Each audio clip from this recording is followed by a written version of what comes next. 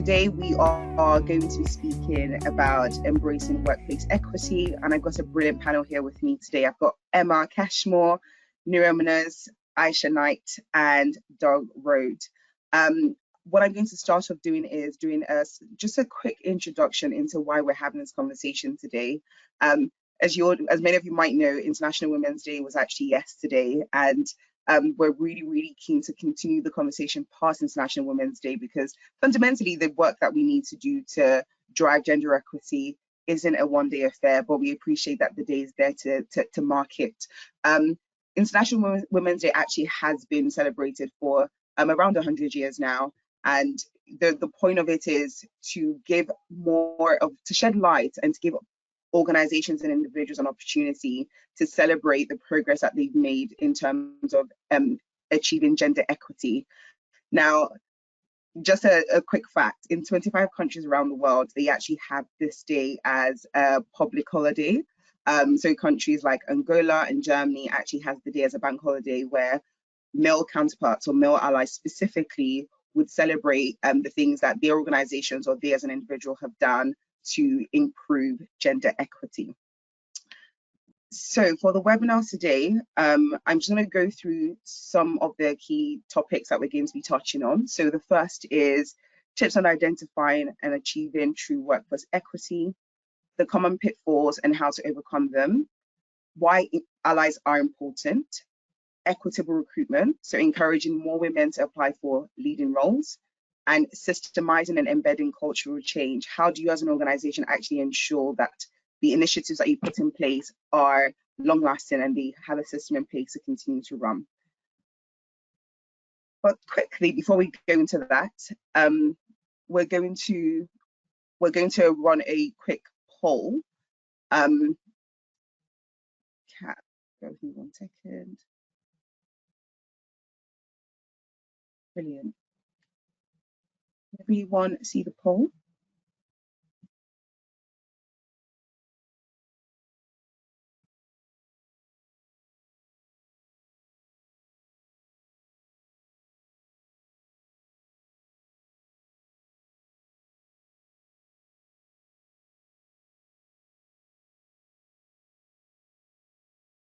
So, bear with me, just trying to get this up.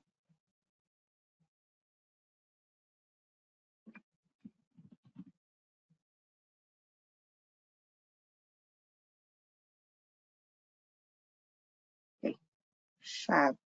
So we're just waiting for the answers to come through now on the poll. Got the first question up.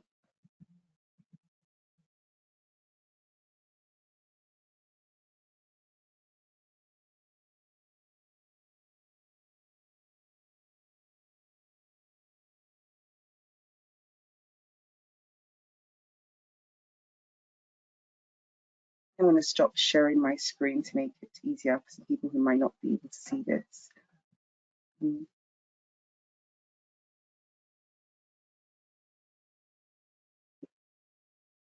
I think we've got the first result in. So the first question was, embracing and fostering equity solely lies with senior leadership in women. And we've got 93% for everyone has a part to play. That's absolutely spot on. It isn't one person's responsibility. We all have something to do. We all have everything to do actually to ensure that we achieve gender equity. So we'll have the second question now. Thank you so much for everyone who answered this one. So we'll just go, we've got one more after this.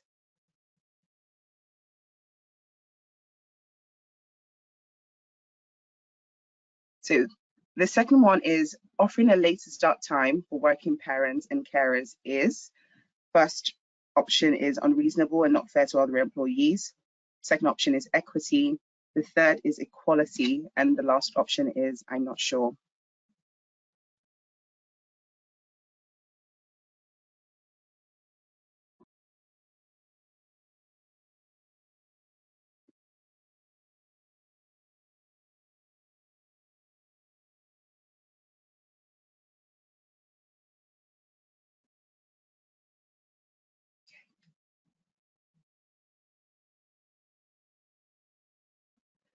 Results here. So the results have come in. the first highest response that we got at 63% is for equity, inequality, and I'm not sure, both came in at 19%, and 0%, so nobody actually voted for unreasonable and not fair to employees. This is really interesting because we have a lot of conversations around equity and equality, and we're actually going to be talking about that today. Sometimes people can confuse them. They are very similar, but there is a slight difference. So actually, hopefully, the last question that we have would hopefully help to clarify that.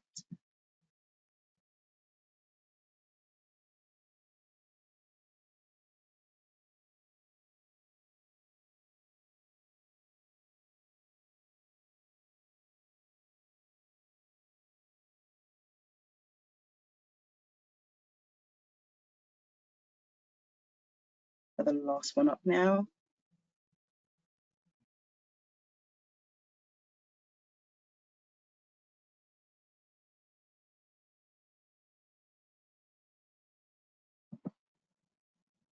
Okay, so the last one is, what is equity? The responses that the options were: number one, treating people equally, irrespective of their needs. The second option is treating people according to their needs. And the last option is, I'm not sure. Interestingly, so 83% of people have actually voted treating people according to their needs, and we've got 14% at treating people equally, irrespective of their needs. Amazing. Thank you so much for filling that out. So it takes me to the next slide actually that we have. So this is a very good image that shows the difference between equality and equity. Equality is giving everybody the same, irrespective of their needs, and equity is recognizing that actually sometimes we need something slightly different to be able to perform on the same level, and that can fall into different categories. So for instance, we're talking about women today. It could be that women in your workplace might require a coach, for example, or a mentor. It could mean that women who are going through maternity, for example, might need slightly different working hours. It could be people in your business who are neurodiverse might need a slightly different working tool to the other people. And a lot of the times we get people saying, well, isn't that unfair to the other employees? Well, actually, you're not taking it, all you're doing is creating an environment or giving them the opportunity to be able to perform at the same as other people. And that's what equity is, and that's what we're going to be touching on today. So I'm going to move on now to our panelists, and I'm going to get them to introduce themselves. Actually, whilst I'm here, actually, one of the things that I'm really, really keen to touch on is, historically, when we've done a panel for International Women's Day, we usually would have women talking about, what does they mean to them. But one of the things that, as I grow my role, and as this conversation evolves, is actually we really do need male allies. So on the call today, I'm really, really grateful for Doug, who's joining us to talk about his experience as a man in the workplace and the things that he has done or he is still doing to create equity in the workplace. But I've also got the amazing panelists as well, who will be sharing their experiences of being a woman in the corporate world, just being a woman generally, and the tips that they can give to both organizations and individuals who are trying to get to a point of equity within their organization. So I am just going to start first with Emma. Emma, if you can go first and just introduce yourself, that'd be amazing. Thank you. Thanks, Bolu. I'm delighted to be here, and hi to everybody. So I've worked in diversity, equity, and inclusion for the last 20 odd years, and I've been lucky to work in companies like BP, coming out of deep water, KPMG and Citigroup.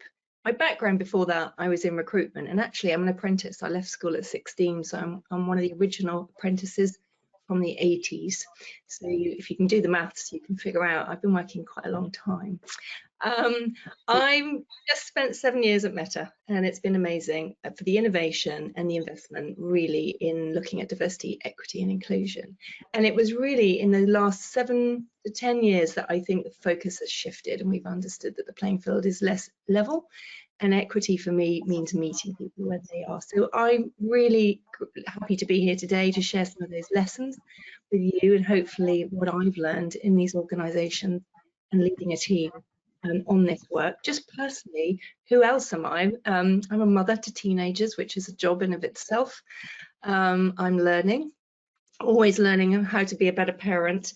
And women's health has been a large part of my journey to, I guess, my career, actually, as I think about it. Getting the opportunity to have children, I was late coming to that, and then it was not a straightforward journey. And I've just been through the menopause the last few years during lockdown, so certainly I can see that women's health is a way that we need to be thinking about some of this.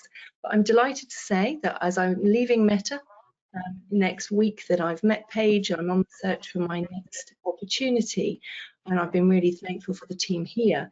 But I've joined a community of queenagers, which if you look up the company Noon, and I've figured out that at 50 odd, I'm learning who I really want to be, and I've met this incredible bunch of women who are really setting the world on fire. So who knows what's next? Thank you. Brilliant. Thank you so much for that, Emma. Thank you so much for that. Aisha, can I come to you next? Thanks so much, Mario. I'm really happy to be here. Similar, I'll echo similar sentiments Emma shared with you all.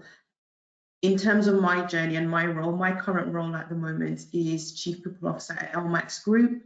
And we're not as famous as Meta, as the likes of Meta.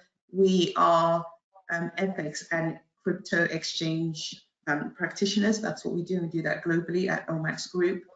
Been here about a year, just over a year, looking at people and culture, which is, I guess, the mainstream HR, looking at sustainability as well, CSR, as well as our premises. So my job is pretty varied, but the core of it is the HR piece. So I'm not a specialist on DEI, I'm more of a people generalist, HR generalist. And in terms of my background, I've had over 20 odd years in the workforce, working for companies such as Barclays, commercial property firms, talent, I've worked at talent management and in retail, the likes of TJX. So I've got quite a varied background in terms of going around in the HR world, and on a personal level, over the years, if you can imagine, all the way back, I started in the 90s myself in the workforce. As a Black woman, I was often, maybe the only one in the room, even as a junior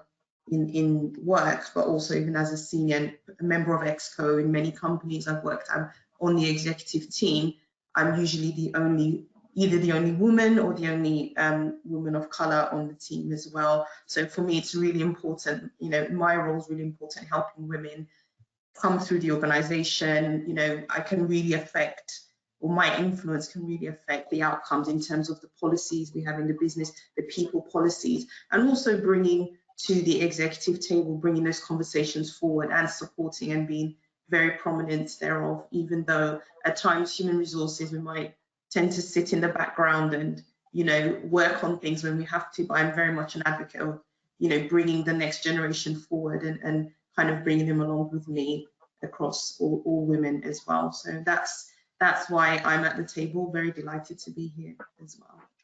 Thank you so much, Aisha. We're really keen to hear more about all the things that you've spoken about just now. Nuria, I come to you next. Yes. Hello, everyone. Happy Women International Day to everyone here, and also the ones that are listening everywhere. Thank you so much for inviting me. I'm very happy to be here, and it seems like it's unbelievable, how much we need to talk about this, And I'm very. I was last week also having a conversation about diversity as well. So my background. I am, I'm from Argentina. I left too many, 20 plus years ago. I firstly went to Spain, and I joined Microsoft in Spain. That's how I started my career. I always wanted to work in HR. And that gave me my first exposure, to the technology world, which I kept working for the last, 20 years. Although I did a parenthesis with my lovely Unilever recently, but I'm still very focused on tech. And my career has been mainly focused on recruitment. I live in Mexico as well for some time, and I landed in the UK early 2006, and I never left. So this is the country that welcomed me the most. And accepted, you know, me as I am with my accent and, you know, all my background. And it has been the most, let's say, interesting experience here. And with regards to diversity, let me tell you, I'm diverse always, wherever I go, because I have been foreign in my whole career, no? And I always wanted to, when I hear, you know, about companies in technology focusing on gender diversity, and I say, wow, this is definitely where I want to be. This is definitely what I want to achieve. So I started working on that in Vodafone, and it was great because you combine my passion with a target, and I thought, we are going to change the world. Let's bring it on. And since then, I got very excited about my journey of bringing all these amazing women into the workplace and technology. But I realized at some point that there is no point just to bring them if we don't keep them, no? So I have been working a lot as well on finding ways that we manage to make sure that even though we hire them, because we can hire them, we give them the support and the roles that allow them to succeed, no? So, and that's why I'm here, you know, I'm super happy to keep carrying the flag for all the women. I'm not a technology person, but I come from a education that we're all women. In my country, I remember when I was studying psychology, only 10% were males. We're all females there. So it's like, it's the total opposite in technology. So I'm very happy to have them to, you know, to also, what I think is, I'm going in some ways, but what I think is very important for the next generation to come, you know, it's not just a question of hiding them, but it's a question to empower younger generation to go into this education and these careers, because you know, as we know, there are some professions that are growing and technology is one, no? So we need to empower as well the younger generations, and that's, you know, that's why I love to do this because it connects all the generations together. Brilliant. Thank you so much for that, Nira. That was I'm right there with you with the moving from a different country and having an accent and feeling welcome here. The UK definitely is a melting pot, so I'm really, really glad that this is a space where you feel like you could thrive. And we're going to sort of unpack a little more around what you said with hiring diversity, but actually retaining the diversity, because as we know, they're two very different things, and sometimes organizations focus a lot on the attracting but not on the retention. So that's something that we're really keen to hear more about today. And last but definitely not least, Doug. Thanks, Polly. Thank you for the welcome, and thanks for inviting me along to the panel. Look, I guess in terms of my background, look, I'm a white male who was lucky enough to go to a great all-boys school. You know, went to university, loved rugby, loved a few beers. You know, came out of university and got a job in recruitment with Page 25 years ago, and largely that was working with people like me. I think we definitely back then worked hard, play hard, and wore that as a badge of honour. You know, we used to use the hours we worked as a bit of a USP to our customers, and we celebrated success pretty hard. And in many ways, that approach did bring the company lots of success, but in many ways, probably we weren't maybe a diverse or really kind of inclusive environment to be in. And that's changed a lot over the course of the last 25 years. And I guess personally, I've been on a journey as part of that in sort of growing up with the business. And so as we sit here today, and from the panel, I'm certainly not the subject matter expert. There are lots of people on this call who would be a lot more qualified than I am, but hopefully throughout the course of the call I could share maybe a bit about my journey and the organisation's journey as we've sort of embraced, you know, equality, as we're embracing equity, and as we continue to hopefully learn and improve. Thank you so much for that, Doug. And I agree. I think your input is very, very valuable. A lot of the conversations that we're having now, as you can imagine, whenever we have celebrations of International Women's Day, we would usually have our male allies ask as well, you know, why are we celebrating International Women's Day? But actually, I think it will be great to hear from you, you know, what this means for you, why it's important that we celebrate this. And you know, one thing I always just say to people is it's not one or the other. You know, one isn't more important than the other. Like we're trying to create an environment where everybody feel like they belong. And the reason why we talk about equity is ensuring that we're able to level that playing field. And unfortunately, a lot of us don't start from the same spot. So sometimes you might have to do a little bit more to get people there. So it'll be really good to hear from you on what that looks like for you. Thank you so much. I'm actually going to go straight to the questions because there are a few things that each of you said in your introduction that I found really interesting. I definitely want to hear more about. But actually, I'm going to start off by just saying that there's always conversations around the difference between positive action and positive discrimination, because that's something that comes up a lot whenever we have a focus on specific categories, whether that be, for example, Black History Month or International Women's Day or Pride. And, you know, people are always like, oh, you know what, are we even allowed to do that? And Nuria, you spoke earlier about with the tech organizations that you work with and there being a focus around hiring women into that industry because historically has been predominantly male dominated. And that's one of the things that I'm really, really keen to just explore a little bit more in this conversation. But actually, before we do that, Nuria, I'm going to come to you first with this question. When it comes to attracting diversity, then, if you're trying to attract more women into your organization, what are the specific channels in which you would usually do that? Or how would you go about doing that? Yeah. Well, we do, I realize, you know, like advertising in social media is not enough. Okay, so you have obviously the LinkedIn's and you have, you know, ideally you create a lot of content so women can identify with other women, so you can represent your workforce and people buy from people. So the more that you can use your social media, obviously that will help. But attracting is a lot about creating community. So what I realized, you know, like, and also this plays about retention as well. And it plays about the culture. It plays about not just saying, hey, this is my role, come and join us. It's not just about that. It's what I'm going to find when I'm there. Okay.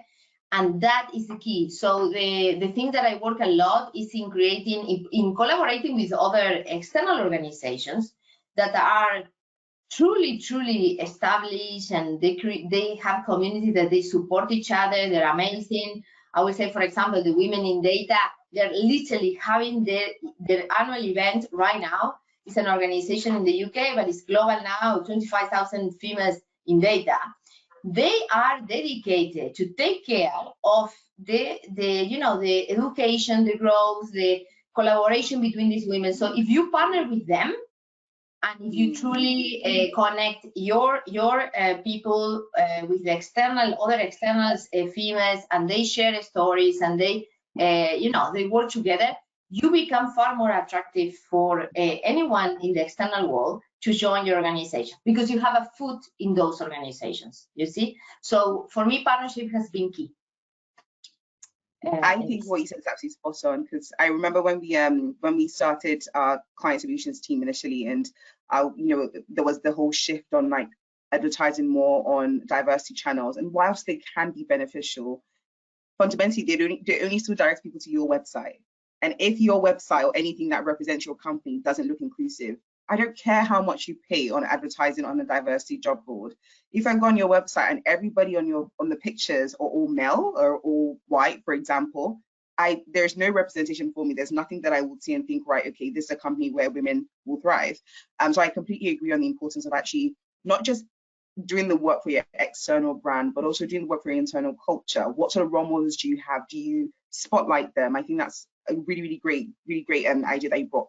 But most importantly, what I really liked about what you just said was partnering, collaborating with external organizations, because that's a really big thing. Like if you don't have the network and you're trying to build the network, a lot of the times people have safe groups, places that they go to and they know that, right, these people get me. And if there's people within this organization are recommending another organization, I'm like, right, okay, they're probably reputable then. If other women are saying they're really good, then I probably can trust them, or I can at least have a conversation. So I think that's a really good one to talk about. Actually, I'm going to come to you, Emma, next, because when we spoke before, and you were talking about sort of the different changes in the organizations that you've worked with, and systemizing those changes. So Nuria spoke there about the importance of evolving your culture, collaborating with external stakeholders, but also personal brands, and people work for people. what are the things that you recommend organizations can do to systemize and embed cultural change? Yeah, I love what you said, Naria, here about creating community. I think that's a really important one. As the world is shifting, right, and I think we all know that the quickest route to shift the mix of your workforce is through your inclusive hiring strategies. But as companies are hiring less, then retention has really ramped up, I feel, and the development, and rightly so. And we should never really have taken our finger, I think, off the pulse on this piece. The thing that I've been learning over the last few years is that you can put programs in place that will help either people own their own careers, let's say, if you're underrepresented in organisations, but really it's the whole system. And it was great to see in the poll that people were saying that we've all got a part to play. And I know Doug is here, but if you do look at, and we all look at gender pay gap reports, there are still more men in positions of power making decisions, right, about people. And so changing the system for me is about, you've got to look at the whole ecosystem. So where are your people processes? And in performance management, let's take that as an example. When you get promoted, your chance of getting promoted is somewhat predetermined by the person who advocates for your promotion during that people process, right? Their ability to influence other people will be one of the indicators as to whether or not you get promoted. That is in of itself really unfair.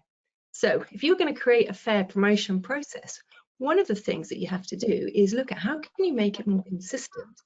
And so really simply, and I'll give you some of the things that I've learned in some of the tools and the organizations that I've been working in, is that you have to start to say, well, if we have a consistent process, then let's have a template how people enter the information to put people forward so that everybody has a set number of words, right, that they can use. How do we make the decision? Let's look at competencies and behaviours, right? So let's look at those career expectations and make sure people really use them. And then the third example would be around, let's look at some checks and balances. Let's look at the people at the same level across this group, team, division, and ask questions about why this person and not this person. Because that way you start to really, I think, interrogate, because bias is in the water. And if we can accept that, then we have to take these steps in order to mitigate it. So I get excited as you prepare for this stuff because I'm all about fairness. And I think if we can shift it, because we can train managers, but if you make it more consistent, and I think you're actually bringing something different to the table as all managers enter a process, right? It creates that more level playing field for how we think about, how we go about promotion or performance management. And so there's some great companies out there doing this sort of work, and I think there's an opportunity for all of us to think more systemically about how we make these shifts. Yeah, so some really good points there, Emma. Thank you so much for sharing. And I really like the point you mentioned around ensuring that you have systems in place that can manage consistency, because the reality is we still know in many corporate spaces, like you said, it's who you know that would get you promoted as opposed to maybe the job that you're doing.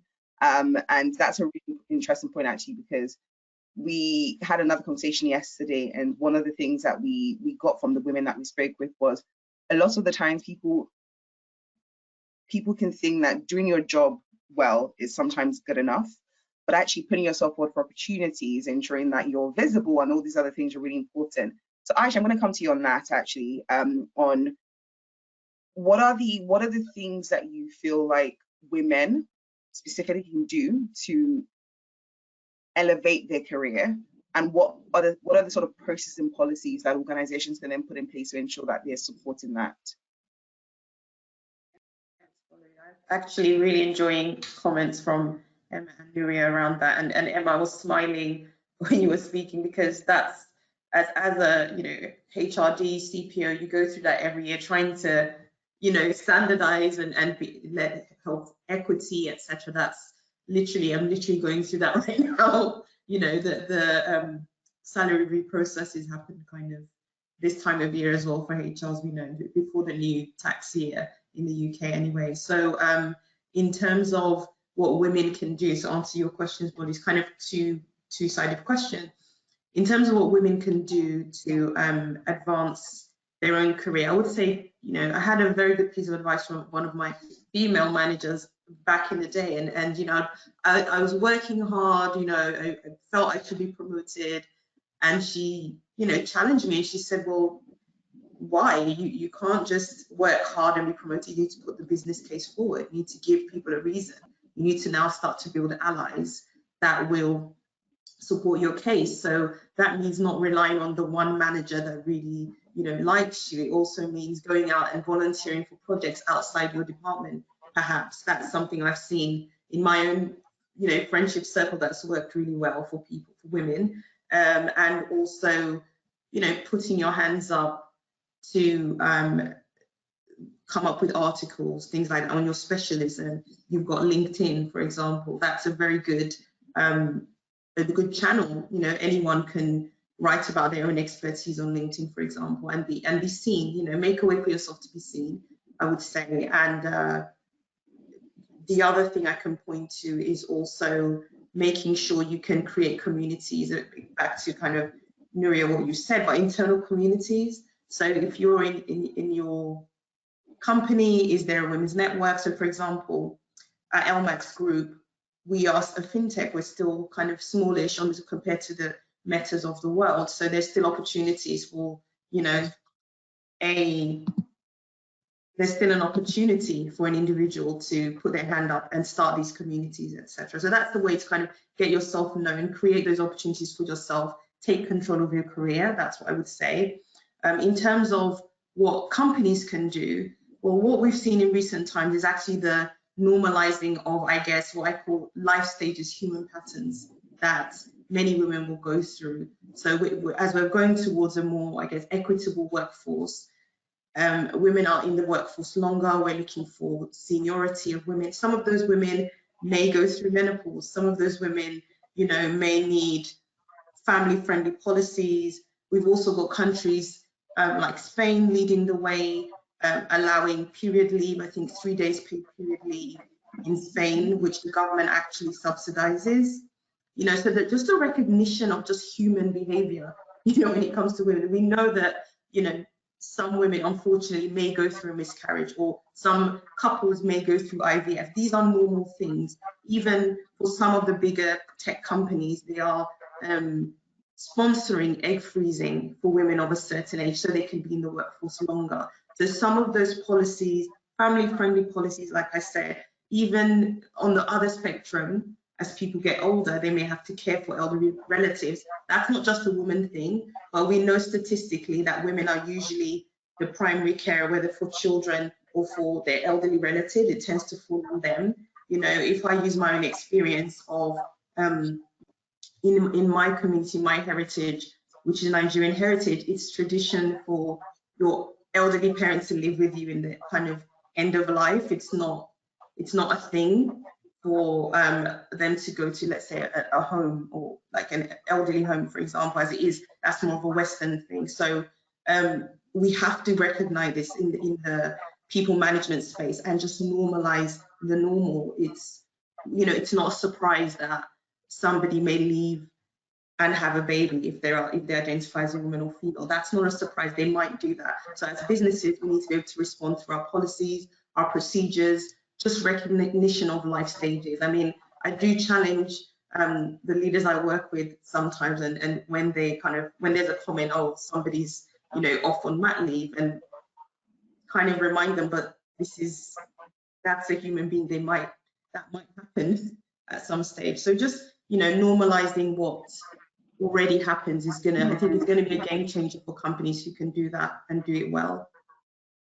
Thank you for that, Aisha. Actually, quite a lot of things actually that you mentioned that I really, really liked. On the one side, talking about how women can elevate to take control of their career. I really liked when you said that, because that's something I've had to learn as well. Thankfully, I have my mum, and she's always like, you can't just wait for people to put things in your lap. You have to go and get it. And she's very, very big on that. But the reality is, as you said, culture does have a big part to play for sometimes how people behave. And I'm Nigerian as well. I know that sometimes in some spaces you know, it's very much like you put your head down and you don't really ruffle feathers, and you don't do, you know, you just go to work and you come back home. And for some women in some other cultures, very much like, oh, no, let them know you're in the room. Like, you need to make sure that they know that you're in the room. And it can vary for individuals. But on the other side of things, how organizations can then support these women. You mentioned a few things about life stages and being transparent. That's something that we're navigating at the moment with Page Group. You know, for example, we've only just we've just partnered with another organization to help with a menopause support for our colleagues. We're partnering with another organization to help with fertility, because these are, like you said, they're things that happen normally for a lot of women, and we don't talk about it, and people shy away from it. And one of the really a comment was said yesterday on our panel that I really appreciated on how companies can normalize that. So Doug, I'm actually going to come to you on that. Thinking as a man in the workspace, and you know, you have women in your business who I'm sure go through menopause, fertility, childbearing, all the other things that happen. Think about when you first started your journey as a manager, having to navigate that, and where you are now. How has that evolved, and what tips can you give other managers who have colleagues who are going through similar things to ensure that they can make that process as smooth as possible? That's a big question. Thank you for that one, Polly. I get. Well, maybe I'll start a bit with sort of a broader journey bit, and then sort of focus on sort of that life stages bit. I think I mentioned in my intro I'd kind of almost grown up alongside our journey as an organisation through this, and I remember sort of 10 years ago when I was asked by the person who was doing my job, so the job I do now at the time, whether I'd sort of go and be a sponsor for what was called our Open Page fledgling D&I program at the time. And whilst I was really curious about it, I guess being entirely honest, I maybe didn't understand the need for it, and certainly probably didn't understand the need for the positive action that would come off the back of it. And that was probably the start of understanding it. And then I think, you know, that was a great opportunity for me to start the journey, I guess, and starting to understand that by talking to people, starting to understand lived experience, starting to understand journeys, and be comfortable getting uncomfortable, asking questions that you don't know, and perhaps signposting going to be quite clumsy in that process to do it, that actually you do start to learn. You do start to get more of an understanding of people's experience. And I think there's a big bit then about being proactive, about being comfortable, about doing that, about going to learn and to understand. I think there was a big bit for me around understanding that even though you felt you were being really supportive, sometimes there's stuff that you're doing you don't realise you're doing, which is unhelpful. You know, I remember a scenario back through there where someone pulled me up on my language, you know, where I was perhaps motivating a sales team, you know, in the way that I'd maybe motivate a rugby team when we're 15 points down underneath the post, you know, in an important game. And maybe my language that I was using that I felt was really motivational, perhaps wasn't. It was turning other people off in terms of what I was saying. I remember that kind of stopping me in my tracks a bit. So I think there's a lot of learning from finding out and talking to people, and it's really important to probably get comfortable being uncomfortable, asking those sort of questions and doing something with it. I think the other thing I've really benefited from when I talk about growing up alongside the organisation is kind of I have, you know, these life experiences that we're alluding to, you know, as I look at my growth through that, look, I've got married whilst I've been doing this, and then all of a sudden you get a different perspective on life. You buy a house, you have kids, you know, and that goes with a level of trauma understanding to get them here in the first place and healthy, and then all the joy and challenges that bring you along their journey, right? They're 17-year-old twins now, and they still bring you challenges every day. But I think you also, as you're growing up in your outside life, start to see more, don't you, through illness, through grief, through family members, and, you know, and I'm now 48 years old, and I'm starting to see friends going through different life experiences, people who, like we said, doing caring responsibilities, unfortunately going through divorces, you know, starting to get exposed to menopause. All these things, I think you then see from being involved and close to people going through that experience, and you think, wow, I'm learning all the time through that too. And I think a big part of my role as a leader is to yet understand, but I think as I'm seeing some of the experiences too, going, right, how do we as an organisation start to then put things in place to help people as they get there, not whilst they're there and we're going to put the hand up and go, I'm struggling. What can we do to help people anticipate it, to prepare for it, both as individuals, but I think as a broader management team and a community, how we can support people to give people what they need as they start to go through those life stages. That's the ongoing learning for me that as an organisation we're committed to driving forward. Doug, I really appreciate the honesty, because I feel like sometimes it can be difficult for people in senior positions to accept that they don't know and accept that they have to unlearn. And I think one thing we need to normalize is we're human, and as we grow, we're going to evolve. The things that I thought 2 years ago might be slightly different now. You know, what I thought was okay back then might not be okay anymore. And the fact that your team feel comfortable enough to hold you accountable with your knowledge and ensure that, you know, in the practices that you're encouraging within the team is inclusive, I think says a lot about, you know, probably the level of psychological safety that you build within your team. But also you really mentioned self-learning there, because, you know, I appreciate there can be a lot of pressure on managers for them to know it all, you know, aside from doing their day job and managing the actual, like, you know, workflow. You also have to think about mental health. You need to think about fertility and menopause. You need to think about XYZ. There is a lot that can fall on the shoulders of managers, but I think what's most important here is just the awareness. Like, if you have people in your team who are going through certain things, just be aware of it. You don't have to be an expert, but actually also knowing how to point them in the right directions. If this is something that you don't know or you don't understand fully, if you want to learn on it, great. If you're like, actually, you know, I don't fully understand this, but let me speak to an expert about it. Being able to point people in the right direction, I think, is really important as well. Thank you for that, Doug. A question has actually come in, and I'm going to ask that. It's focused around recruitment. So I'm just going to throw it to the panelists, and whoever who's comfortable answering can answer. But the question is, I'm a HR manager for a startup green technology company. We're keen to recruit more women with STEM backgrounds. Any advice given the underrepresentation in STEM education and careers to attract incredible women? Any thoughts? Go on, please, Nuriya. I'm happy to answer. No, it's very interesting because, look, literally before this call, I was reading that only 18% of computer science degrees, 18% only in the US, is females.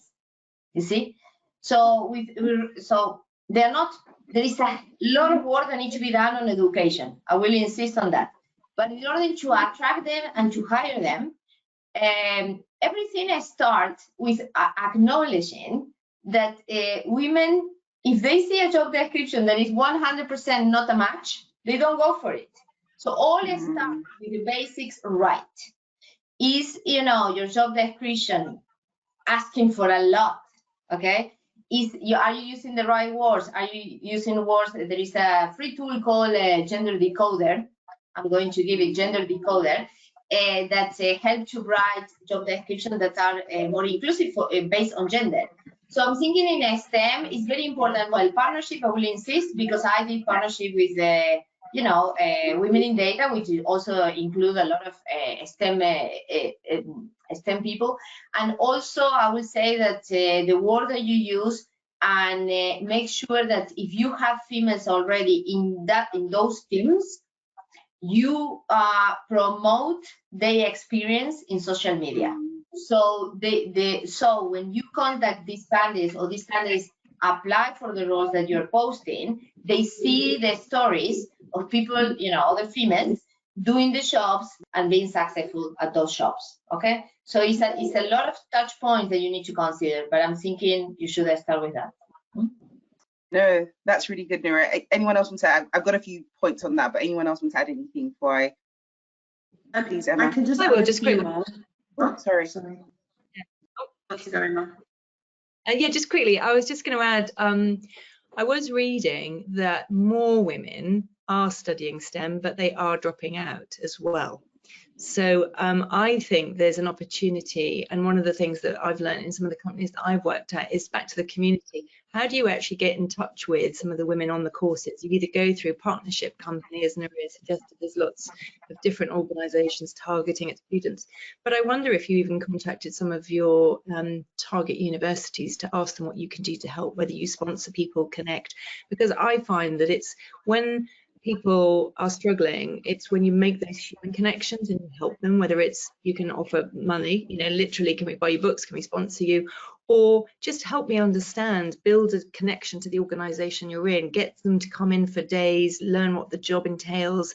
You just start to build relationships with students, and I just think some of that is also needed. That's obviously a bit more high touch, and as Nuriya said, there's many ways of doing this, but that's something I'd offer. Thank you, Emma. Very valuable. I just had one thing to add from, you know, a company that ourselves, we are growing and we are in the financial tech or fintech, whatever you want to call it, that sector. What we've seen is having more of an open mind. So I know Nuria talked about, okay, the degrees that people are studying or the technical qualifications.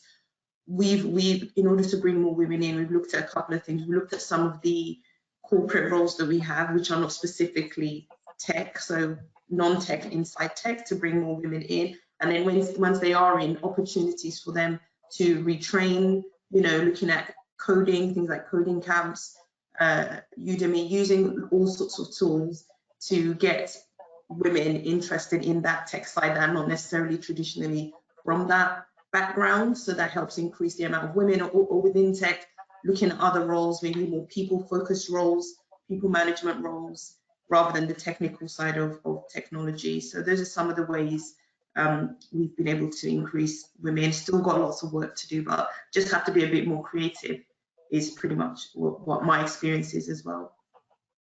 I like that. Thank you, Aisha. Just to sort of bring together the things that has been spoken about, actually, unless, Doug, you want to add anything else? I just echo it, but I think the days of being able to put an advert out there and attract people that don't exist, you know, that doesn't work, and therefore there's got to be a lot more thought and proactivity, and I think a broader mindset, right, about who you're trying to put into the top of the funnel, and I think that's where the work needs to go in to be able to make sure that works. Yeah. So actually, just on I'm gonna circle back to something that Nuria said earlier around just the steps that organizations need to look at. So I agree, there aren't a lot of women in education altogether who, the percentage of women in education who are studying STEM versus men is very different. So actually organizations need to look at maybe how they can support people before that stage. You know, do more open days at colleges is so important, because actually that's at the stage where people decide what their courses are going to be. And if all your open days that is at an all-girls school, for example, or all around, like, you know, the softer topics, HR and all the other things that people talk about, women might not be exposed, might not know what that looks like. So actually maybe your organization needs to think about going into schools at secondary school level to do open days to give people an insight into what a career in tech can look like, but also role models like that, you know, like all of you said as well. Actually, I think it's such a great one. One of the things actually that EY devised this tool called PTR, is well, not tool, it's a system called PTR. I don't know if you've heard of it before, but it stands for preference, tradition, requirement.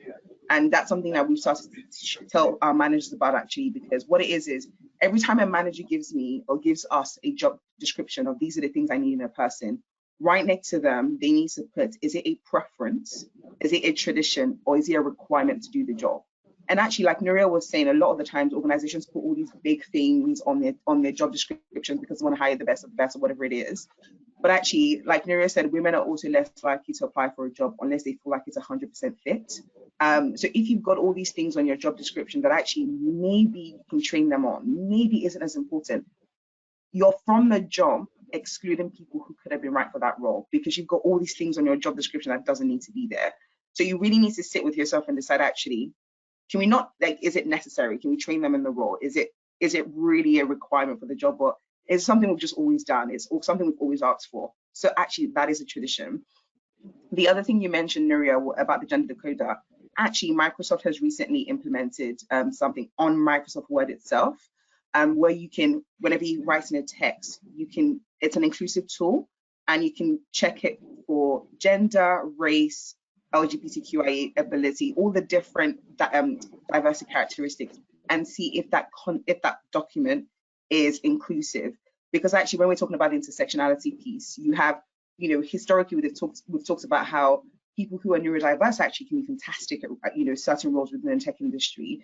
So actually, you need to make sure that your ads are they're able to read the ads in the way that it's put across. So sort of an inclusive language tool is one that I would definitely recommend as well. We've got another question coming. I'm conscious we've got a couple more minutes left. I'm going to put this one out. Doug, I suspect this might be you, but I'm happy to take it if you want me to. But so the question says, thanks for a really interesting panel discussion. What are your thoughts on companies, especially recruitment companies, producing literature around diversity and inclusion without a specialist who is trained in that area as part of the creation. Personally, makes me very uncomfortable. And to your point earlier, it would be very disappointing to learn from an organization that doesn't practice what they preach. Did you want me to jump in, or did you want yeah, to? Please, by all means.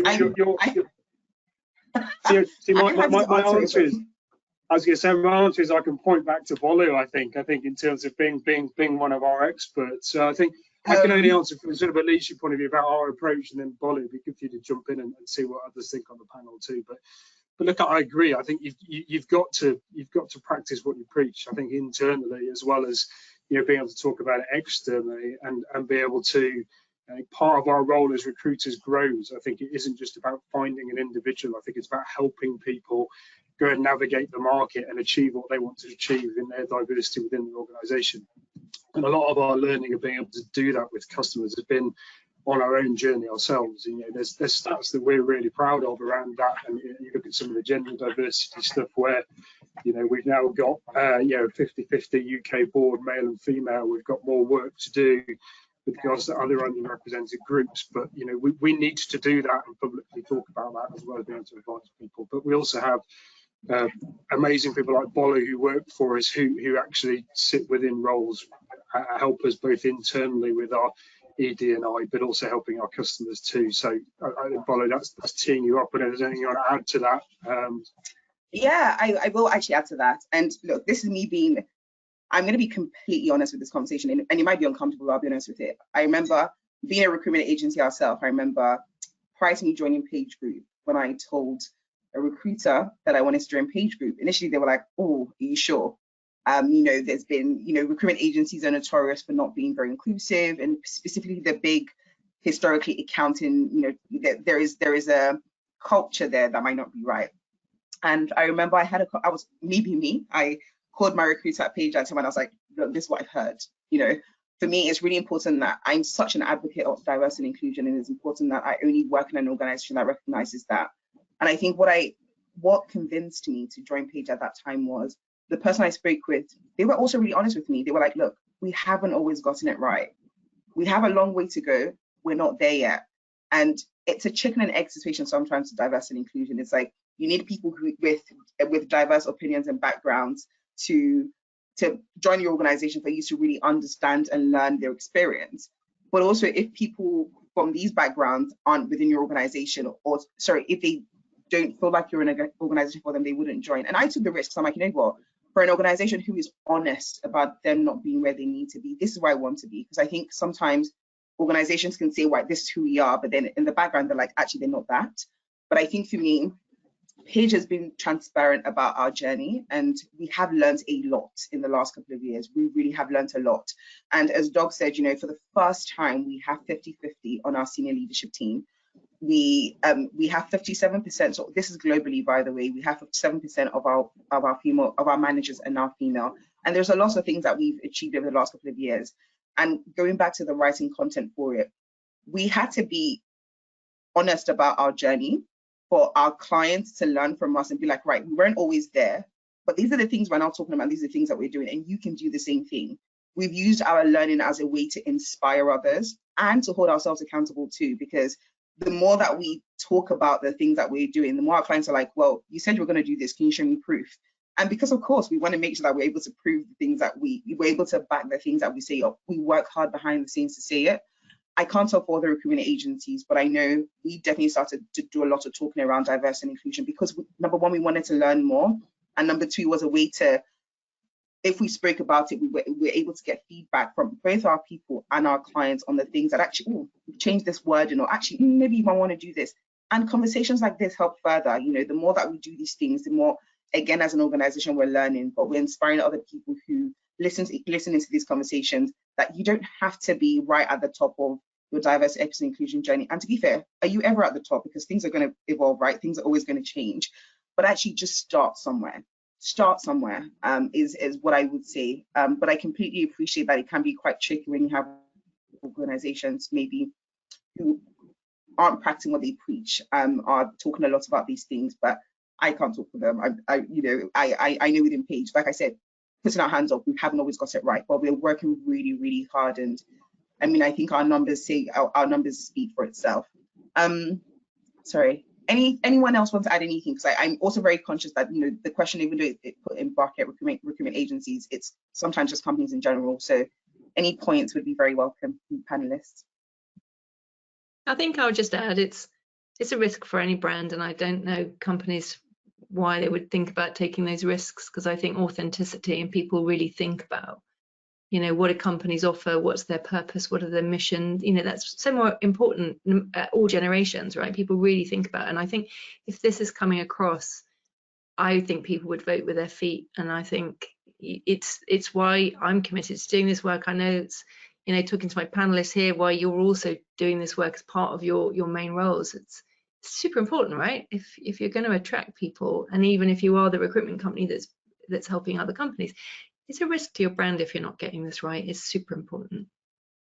Yeah, I like that. It is a risk, like you said. You have to start somewhere. You know, the fear of not being perfect and not being great at it isn't. Yeah, I agree.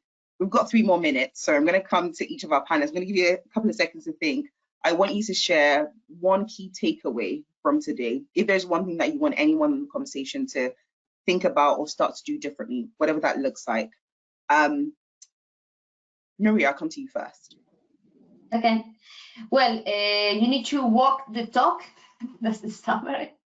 Okay, for every organization, walk the talk, and then empower your women with more confidence, with more coaching, with you know, allow them to, let's say, to be visible, to grow, to talk with, generate the environment that they feel confident and they feel like they can grow. That's what I would say. Amazing. Thank you so much. Emma? I think I'm going to take Doug's example, because we heard in the poll everybody's got a part to play, and I think as a leader, setting out the culture of openness and transparency, but also inviting people to give you feedback on your blind spots, because if we're going to move forward, to understand where you're not getting it right, and I think that can be very uncomfortable, but it's the only way we're going to make progress. You have to do the work. I'm not saying people need to teach you, so I'll add do the work anyway to upskill. I'm sure, Doug, you're doing it as a leader, but creating that open conversation, really important. Thank you so much for that, Emma. Doug, I'm going to come to you next. I'd probably just build on those. Look, I think you've got to get comfortable being uncomfortable. You don't know what you don't know. But I think it's ongoing, and it lives and breathes, and it's dynamic. And I think that's the bit. Well, one, your learning journey is never there, right? I think you're talking about equity, you're talking about individuals, and therefore you can never know everything. And I think when you talk about life stages and you talk about how that develops, right, you know, it's a lot of work from a management perspective to make sure you're having those conversations on an ongoing basis. I think that's the key bit that you've got to be comfortable doing to really get to that point of equity, but also try and strive to create that culture where people are happy to talk to you about it, because I think that creates a sort of environment that hopefully you can then build some things on. But acknowledging it's a lot of work and it's a lot of commitment from an organisation and from management to be able to do that, but it's entirely worthwhile, and that's how you're going to be able to enrich your organisation and hopefully the lives of the people working for you. Brilliant. Thank you so much, Doug.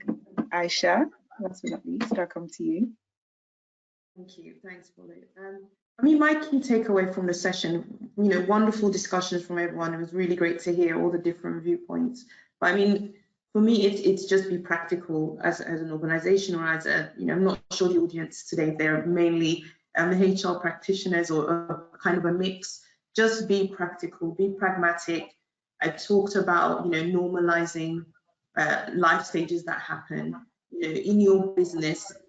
Treat people like human. I mean, we talk about human resources. We're talking about individuals. You know, be pragmatic.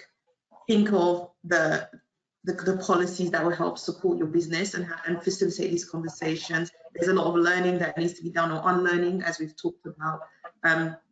That's a big thing. But the companies that get it right will ultimately be the organizations that are successful in the future, and we've had research that proves that around, you know, women on boards, equity of a workforce, and having all those voices in the room. So that's my takeaway. You know, let's normalize the normal. humanize people and be practical. Thank you so much. Thank you to all of you. You've been incredible. Really appreciate the insights, really appreciate the honesty and transparency in the tips and the knowledge that you've shared as well. And yeah, just thank you so much for the audience as well for joining. And we'll speak to you all soon and have a lovely International Women's. I know it's past, but it's for me, it's the whole week. It's the whole year. It's all the time. So thank you all so much for joining us today and have a lovely day. Thank you. Thank you. Everyone. Thank you, everyone. Bye. If you found this video helpful for your recruitment journey, why not subscribe to our channel? And don't forget to tap the bell to get the latest videos first.